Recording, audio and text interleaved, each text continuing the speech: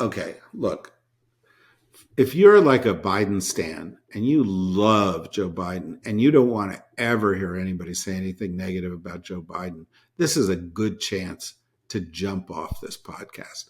We'll be back tomorrow, and you can hear positive things about Joe Biden practically every day here on this podcast. He was a hardworking president. He achieved a lot. He probably achieved more in legislative terms than any president since Lyndon Johnson.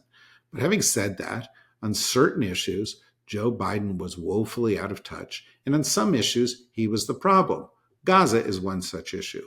That was a failure of policy.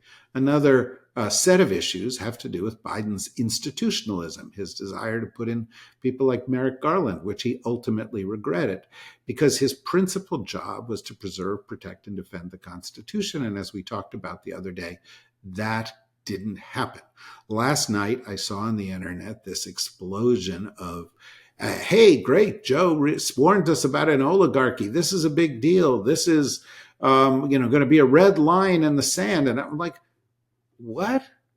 Warning about the onset of an oligarchy in the United States is like saying, hey, this internet thing might catch on. I mean, it is so far out of tune with reality, and it misses the point. Now, I hate this thing on social media and podcasts where the hosts of the podcast or the people on social media get on and say, hey, I told you so. See, I predicted this 3 months ago, or I predicted that. And I don't want to get into that and personalize this, although I will a little bit in a minute. So I'm warning you about that too. But I can't help but note that all those people who are celebrating these revelations about the super empowered rich or oligarchs, that people have been writing about them for decades, not decades, for centuries, or as one person who follows me in Blue Sky wrote, for millennia, since Cicero.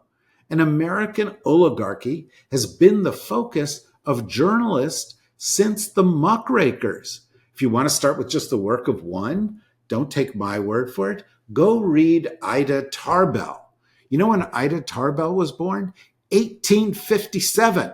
Okay, Joe? For your awakening about the oligarchy, she wrote a book that was a history of Standard Oil, the first multinational, and its huge power and the way it was exploiting that power in 1904. I take it personally. My apartment in New York, she lived in that building when she wrote that book, and I always took a lot of pride in that.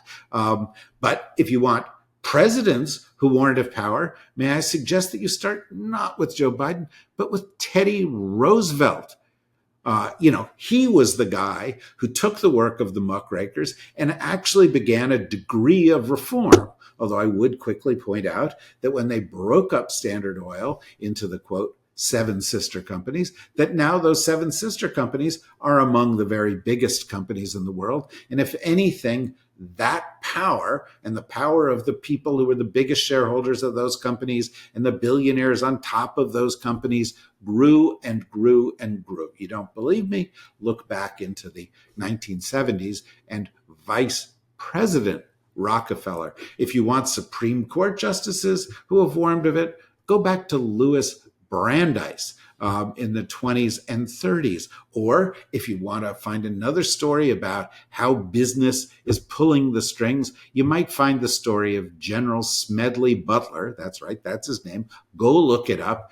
Entertaining. But certainly Eisenhower was warning of something similar when he spoke of the military-industrial complex.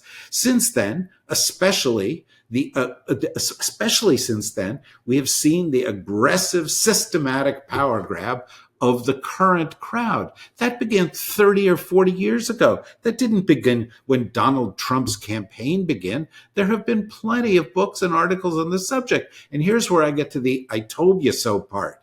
Even marginal characters like me have been writing about this. I wrote a book called Superclass in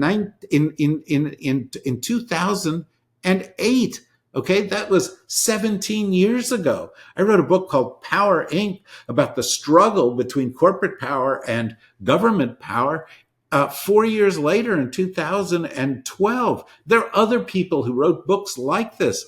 Chrystia Freeland, who's about to, sort of replace Justin Trudeau in all likelihood in Canada, she wrote a book about it too, back at the same time. And by the way, I was kind of pissed off because I thought I read it first and she got there. But lots of people have been writing about this stuff. So yes, be alarmed. But the answer is not speeches announcing what we already knew. Okay? It's not, oh my goodness, look at what's happening, Elon Musk. It's not that. The answer is new aggressive leadership, a new generation of leaders who are not afraid of embracing, and I'm going to say a word here that makes little people nervous, progressive ideas and ideals, and of fighting not to preserve democracy where it no longer exists, but to restore it. It's a point we make here all the time. If the richest people in America end up in a government where there's 13 billionaires, or end up writing the checks that pick people who become our leaders, if the richest couple of thousand people in America have more wealth than the bottom 80 or 90% of Americans, we are not a democracy. Not since Citizens United, not since Shelby County, not since the power of these people has gotten amplified and amplified. So the job is not purely protecting democracy, it's restoring democracy. And that's going to take some bold ideas. It is going to take strong leadership. Dare I say, it is going to take a next generation of leaders, not the people who are comfortable in the DC culture, which is awash and toxic with money, okay? It will take a willingness to criticize our system, recognize its flaws, understand that companies were originally chartered by governments 1,000 years ago to serve society, and that is it a perversion that they and their owners somehow should be tailoring society to serve them and those companies. It's completely backwards. And it's a process that started in the United States in the 19th century. As I often say, the 14th Amendment of the US, which guarantees equal protection under the law, has been used more in US courts to protect or expand the rights of companies than of people. Imaginary people are getting the protection of law. That's what a company is, an imaginary person, rather than real people. And it's going to take a willingness to consider that many other societies understand this problem and have arrived at better, more equitable solutions than we have.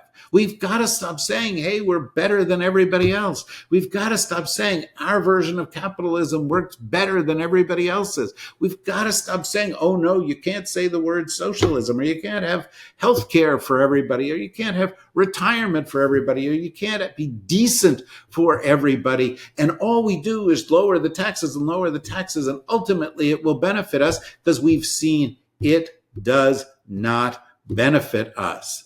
It's not going to be easy, but the defense of the interests of the vast majority of us versus that of the few who seek to exploit society is the single most important job we've got as a society. You might say, well, what about global warming? How do you think global warming is happening? Why do you think it's happening? It's happening because recently, a bunch of gas executives were told by Trump, pay me $1 billion and I'll let you do whatever you want.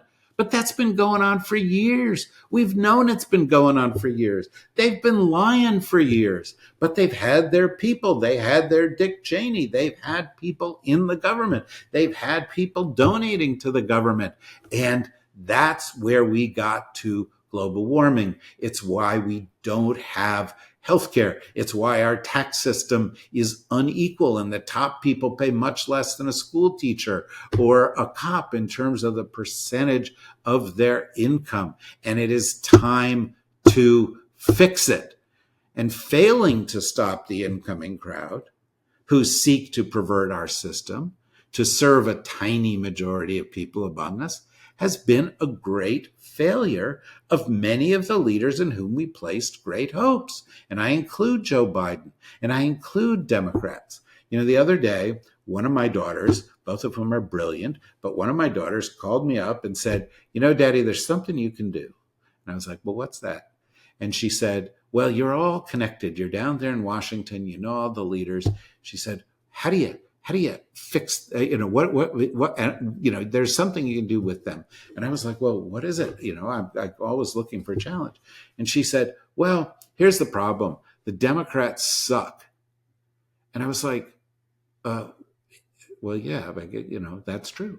Because what she looks at is the leadership, and they're all in this go along, get along mode. Chuck Schumer is like, hey, this is my friend John Thune. John Fetterman has turned into the overgrown love child of Kristen Sinema and Joe Manchin. They're all sort of like, yeah, and they're not saying, we need new leaders. We need new approaches. They quashed AOC's desire to go and be the head of the oversight committee, when that is precisely what the Democratic Party needed. So we have to recognize that, and we have to, of course, recognize that there is a failure of the American people here.